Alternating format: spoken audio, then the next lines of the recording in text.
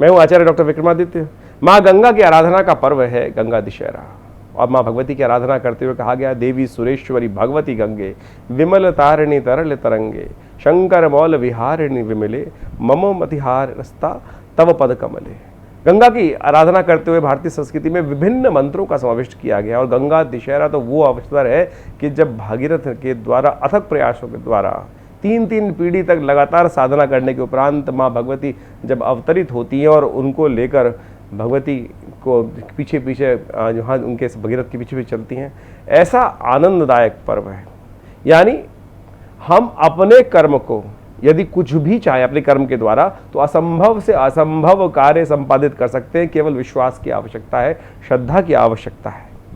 जब महाराज सगर के 60,000 पुत्रों को महर्षि कपिल के द्वारा भस्मित कर दिया गया था, तब उस समय पे जब कहा गया कि उन पूर्वजों के तारण के लिए उनकी खासतौर पे उनकी गति सही करने के लिए कौन सा मार्ग प्रशस्त किया जाए, तो ऐसे में महाराज सगर के यहाँ से समस्त 3 पीढ़ियाँ लगातार माँ भगवती गंगा की आराधना करते करते उनका पूरा जीवन निकल गया। तब जाके भागीरथ के अथाह प्रयास के द्वारा माँ भगवती प्रसन्न हुई और अपने पूर्वजों को का तारण करने के लिए, उनकी मुक्ति के लिए माँ भगवती को वो स्वयं पदार्पित उन्होंने इस पृथ्वी पे कराया। तो वो पर्व है गंगा दशहरा का पर्व। ऐसे में माँ गंगा का स्नान करना, कहा गया दशम पापम हरति दशहरा, 10 पापों को जो हर ले वो एक डुबकी लगाने मात्र से। ऐसा सुंदर पर्व है भारतीय संस्कृति के अंदर, जिसको बड़े सुंदर तरीके से कहा गया है। तो ऐसे में हम माँ भगवत की गंगा की आराधना करते हैं, और गंगा की आराधना करने के उपरांत जिस प्रकार से वहाँ पे जो व्यवस्थाएं की जाती हैं, चाहे वहाँ तर्पण किया जाता है, अर्घ्य दिया जाता है, वो डुबकी लगाने मात्र से माँ गंगा की डुबकी लगाने सोचे कि एक डुबकी लगाने मात्र से कहा जाता है सप्त जन्म कृतम पापम, वो सब विनाश, सब समाप्त हो जाते हैं। देखिए ऐसा सुंदर कर्म, और वहां पर कितनी सुंदर व्यवस्था है।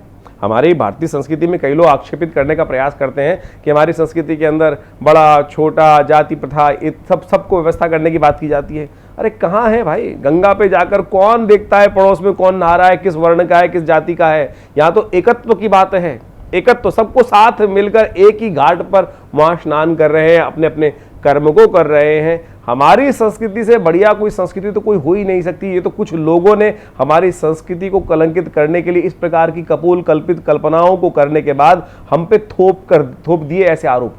नहीं तो हमारी संस्कृति, गंगा का पर्व, गंगा स्नान का पर्व, ये वास्तविक तौर पे हमारी संस्कृति की एकजुटता को दिखाता है कि समस्त वर्ग, समस्त वर्ण, समस्त राजा, क्या रंग, क्या अमीर, क्या गरीब, क्या सेठ, क्या कामगार, सब लोग वहां एक ही घाट पर एक ही अवस्था में आकर वहां गंगा का स्नान करते हैं। और वहां पर प्रसाद स्वरूप क्या लेके जाते हैं आप गंगा स्नान के बाद, आपको अगर पता हो तो?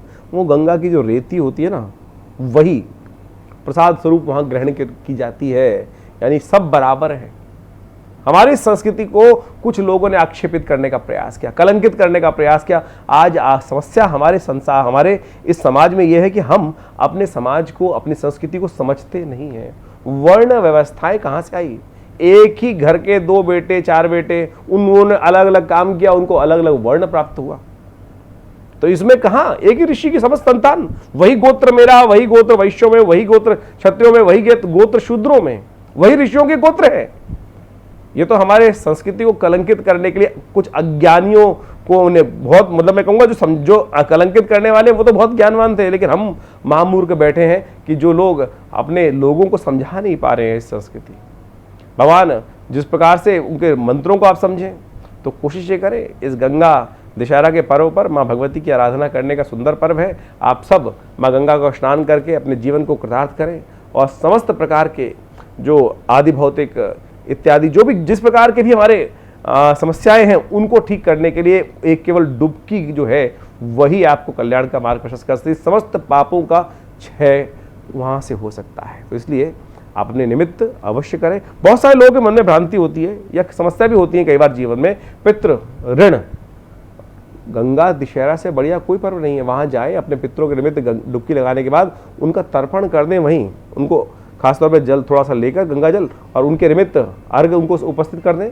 कल्याण का मार्ग प्रशस्त होगा और जीवन की समस्याओं को दूर करने में आपको लाभ मिलेगा। और सोचेंगे आप वहाँ जाके किसी को ब्राह्मण भोजन करा दीजिए। देखिएगा बहुत अद्भुत लाभ के योग बनेंगे, आपकी समस्याएं घर से दूर होंगी।